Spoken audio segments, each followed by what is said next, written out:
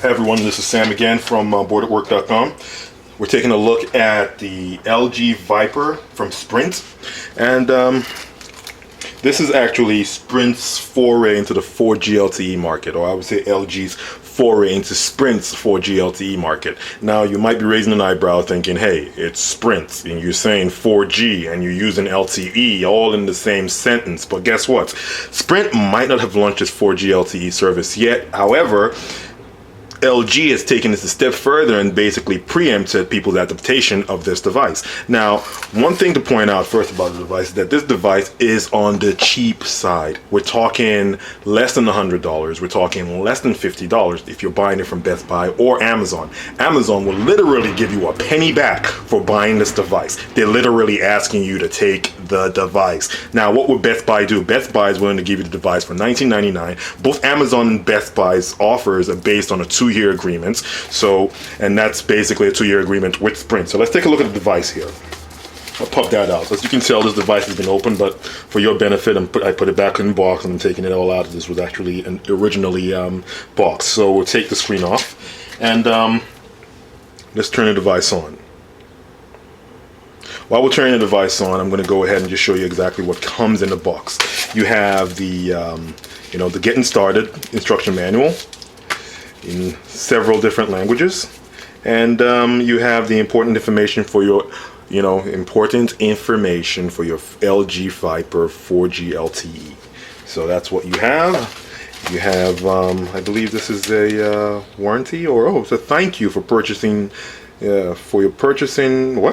you for your purchasing your LG Viper. Someone needs to proofread Sprint's stuff. Now, this is, I guess, a recycling endeavor by Sprint. So, give your old cell phone a new calling.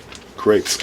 That's nice. That's help kids stay safer online. That's a worthy cause, if any. Now, device-wise, what you see when you open up the box, you have your charger and you have your USB cable, and that's about it. I was thinking you'd see an extra battery in here, but apparently the battery was already in there when I got it. It might have been packaged separately. I do not know. So, put the box together, put these back in here. I have enough chargers and boxes and papers and everything else from several cell phones to where I hardly ever unpack the charger and the cable ever when I get these new devices. Now, we'll put them all on the side and we'll take a look at the phone. Now, first things first.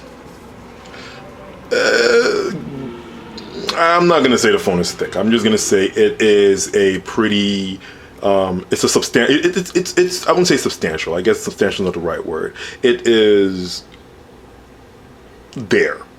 It's not the thinnest. It's not the thinnest phone that you're going to get, but it's still not the thickest phone you're going to get for a smart device right now. This phone is actually light enough, but also solid enough for you to feel as though you have an actual device in your hand. It's mostly plastic, but this actually looks here like brushed metal, which is a pretty cool look. Now you see the huge LG logo right here on the back. And you notice with the LG logo, you also have a 5 megapixel rear camera over here with a flash. And right here, you can tell that's going to be a VGA front-facing camera. Now, this also has its 3.5 millimeter jack up on the top. And it has its power button / screen toggle on the top right as well. Now, you take a look at the left side of the phone and you have the volume rocker. Take a look at the right side of the phone and you would notice a lack of any ports or connectors whatsoever.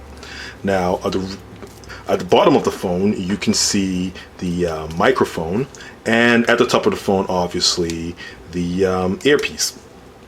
Now, back to the left side of the phone, you notice that the charger actually connects to the left side of the phone, right there. The battery itself is a 1700 milliamp battery, so this should be good. You know what? It's as good as any other Android phone out there. We all know the realities of the Android phones and the battery lives. So this phone would probably last you through a whole day of, moderate to low usage. So it's pretty much on par with any other like phone from a lot of other carriers of Android devices. So this phone is not going to totally like, it's not going to change, your perspective on Android phones. However, one thing you will notice, something that I guess to those of you familiar with Android 2.3, you'll be pretty familiar and happy to see that, your familiar operating system is on here. I was hoping that it would have an ice cream sandwich kind of interface because the phone actually just came out not too long ago. Well, response-wise, as you can see, I had to swipe kind of twice on the screen in order to basically, shift it left or right. So the screen is not as responsive as I would like. I guess you have to actually, put a little bit more force on there, which I did, and now I guess that's the end of that screen, and that's there. Okay, so it's not the most responsive screen on the face of the planet, but it is usable. Now, one thing that really got me about this phone, one of the aspects of this phone that actually kind of sold itself to me is right here.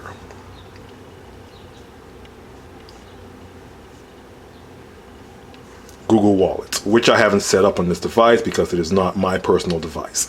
However, just the availability of Google Wallet basically says that this phone is going to basically eliminate you having to carry your credit cards or a huge wallet all over the place. So for some people who've been looking to try out the Google Wallet on a non-HTC or Samsung device, this is actually a godsend, because this is not a flagship $300 device. This is a simple $19.99 or even free, or even if you get it from Sprint itself, a $79.99 device that you could actually use Google Wallet on. So for me, that was actually a big draw, and I think it's going to be basically a tiebreaker for a lot of people. It's basically going to drive the decision-making process for a lot of people out there who really want to get an Android device on a 4G LTE network. Now, just as I just mentioned, the 4G LTE network, that's another selling point for this phone. Sprint is going to be turning on the 4G LTE network in the near future. I would say a little less than a year from now. It's actually basically scheduled to start at the latter part of 2012. But as we all know, these things don't tend to work the way carriers want them to work. So it might be delayed, it might not. But if it is, whether it is or it isn't, you do have a device right now that you could actually have. And when that 4G LTE network gets turned on, you actually can go on. You actually can go on that network and experience all the 4G LTE speeds. Now, the drawback of having a 4G LTE device that isn't on a 4G LTE network currently is this. This phone is essentially a 3G phone. So right now, this phone is only connected to Sprint's 3G network. It can't go on the current Sprint 4G network because that is not a 4G LTE network. So you're currently stuck with a 3G connectivity, which for Sprint is not the worst. Sprint actually has a decent 3G network in the New York metro area, and call-wise, I experienced no dropped calls. Clarity of the calls were pretty on par with all the other phones I've been using. So this is a pretty impressive device. For what you get, at the price point you get this is definitely a buy.